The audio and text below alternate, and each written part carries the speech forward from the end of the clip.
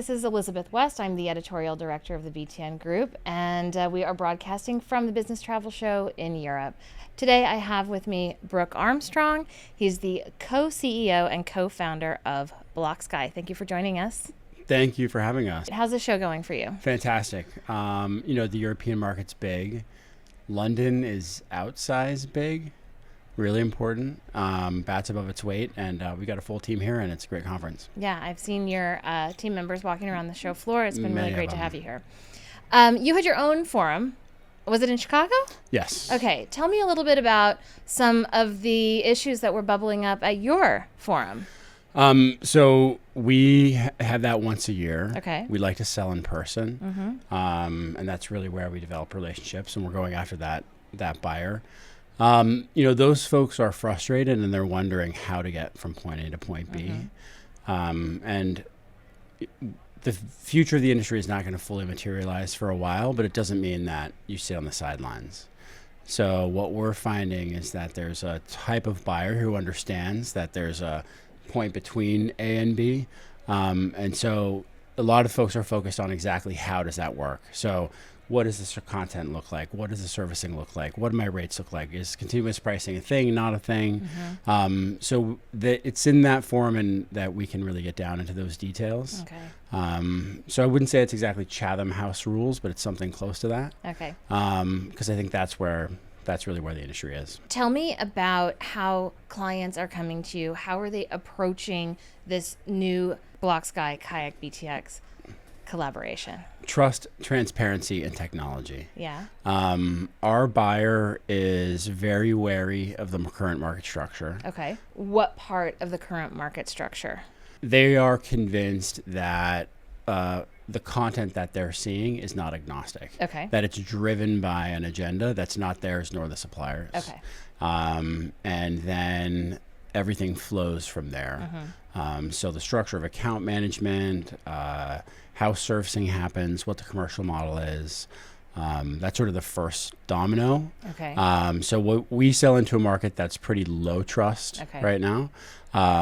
We satisfy that trust with transparency and technology. And then we back that up. So, we've been operating at scale for 2 years now, growing customers, going global. And so we're finding more data points along the way that back up the story. TMC conflict of interest. People are pissed off. Yeah. They're coming to you. The transparency is facilitated by the blockchain platform, commercial model, content strategy. Tell me about the commercial model. Our view is that commissions, upfronts, overrides, marketing dollars, anything that functionally qualifies as a commission, because they're given a lot of names to slip around contract words. Yes. Our view is that that's going to zero, because over time, suppliers are going to control this market. And people come to this market for airlines and hotels. So they're naturally going to get closer. In that world, you're going to have transaction fees that are transparent. That's our vision. Okay, so in a world where suppliers control the market, you're a TMC. Yeah. So then what is the role of the TMC? It's an incredibly complicated market with a lot of inventory and a lot of options. There are certain trips that don't require shopping. If you're in Houston and you're out and back to Cleveland Monday, Thursday for the next year, go to United, go to Bonvoy, you're fine. That's not every trip. It's not every profile. It's not every buyer. So when you've got shopping, you've got VIP, you have groups and meetings, you've got complex payment methods, you've got you're paying or maybe your customer is paying, unused ticket credit management, global servicing, multiple points of sale. That's when you start getting into, you need a middleman to help oversee that spend. So, what we see is that there are clients that have essentially 3 or 5 different programs within their spend, right? So they can have a bunch of 20-year-olds that are they're going to be fine on United and Bonvoy and American. Go do that. But that needs to be part of a larger program. They need to do duty of care. So our view is not to just have a monolithic platform that just sits over the entire program, meet every trip and every profile with where it's at, but bring that all back into that just laundry list of things that buyers need. And so if you've got 5 programs within an umbrella, let's say, right? You're bringing that data back in, and you're really managing from the fundamentals of the data. Yeah. Yeah. Are your clients looking at doing that kind of like parsing of their program in that way, where they have partitions between these different programs that they're running? I think most travel managers are coming to realize that there is a generation of traveler that's not policeable. And being in conflict with that traveler is not a winning proposition. So how do you give that traveler the carrot that they need, but still turn around and deliver to security and HR and legal and expense and finance, everything that that they need? Forcing people into the tool is not going to work. So that's a new posture. I think we're all familiar with travel managers who've honed their career being the sheriff. Whether or not they wanted to be the sheriff. And I think we're aging out of that era. I think it's generational. I think it's cultural. So we're there to help that travel manager out. Okay.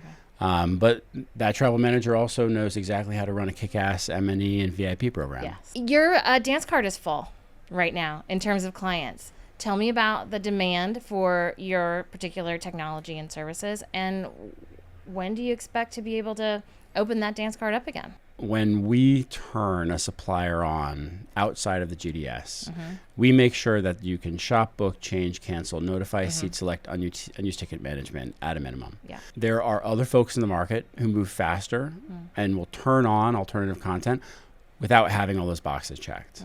We spend a lot on meeting suppliers in the deepest connectivity, but then when we turn it on, everything works. So we are heavily focused on moving suppliers forward and then making sure that our entire platform works, because our reputation is, we don't have a reputation, then we don't have a business. Yeah. So that means that we've been functioning in not an R&D state, but stabilizing the platform, adding on suppliers, adding on buyers. We're going global now, so we'll close out this year with Europe and Asia. Next year is when we'll get into scale mode. So it's true that we have taken some buyers and pushed them back into later start dates. And you mentioned you're going global, and this is with Altor. Correct. Tell me about that relationship. Tell me about how you develop your capabilities in other markets, because what we've seen, I think, so far is operationalizing the programs in the U.S. and maybe one other geography. There are a couple of clients that you have that I think have done that. That's not a travel program, generally speaking. Yeah. So first of all, with Gabe and the team, Michael and I have had a relationship going back. This is Gabe Rizzi. Gabe Rizzi, Okay. yeah. Going back almost 15 years. So there's a lot of connective tissue there. And this has been brewing for a while. It's not a light selection. Yeah. So again, going back to the commercial model and the change that we would like to see, that suppliers would like to see, and that buyers would like to see, there are not too many folks around the world, global points of sale, who truly want something new. So we've got a shared vision, a lot of trust. They are spending a lot on tech, we're spending a lot on tech, and we're doing things in the right pace. So we announced this recently, but this has been in the works for quite a while. Okay. Correct me if I'm wrong, and I can totally be wrong, but I mean, Altor has a legacy background as a TMC. I mean, they've participated in all of the different incentive structures and commercial models that you described earlier. Is that changing? If you look at the mix of their business in terms of what percentage is leisure, what's large corporate, what's small and medium, they're in a spot in which we're additive to that portfolio. Okay. And so things just start to line up, right? They're on Amadeus, they're global points of sale, we're additive to their portfolio. Lots of trust, they've got great tech.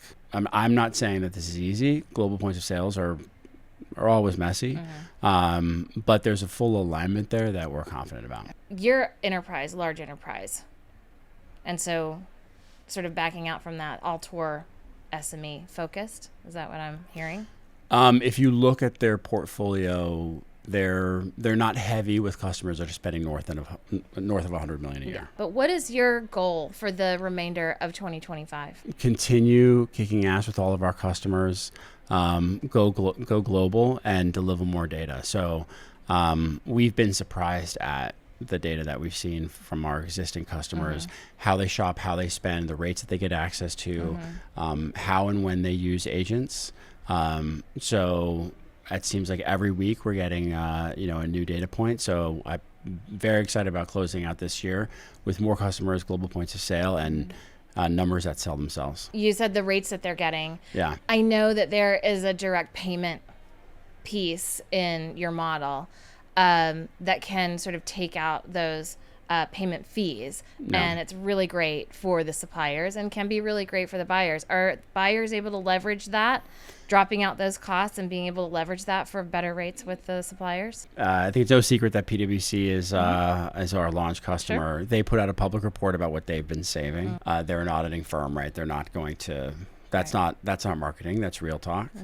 We've been fairly public in the market, and our partners have been public in the market about the existing cost of sale with the existing infrastructure and about exactly how much funds are at stake when you shop through the Blockskye door versus shop through the traditional door. We are seeing handsome numbers.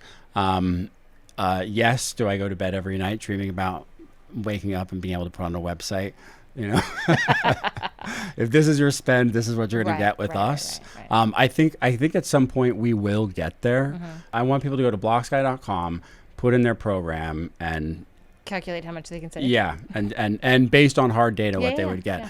I think the pace of change in tech and AI, Genius Bill, what's going to be happening with stablecoins, I think things are actually going to get, I don't want to use the word chaotic, but I think the pace of change is going to get so fast that these sacred cows, so to speak, I think a lot's going to be up for a referendum, and I think suppliers are going to be emboldened in a way that they have not been able to.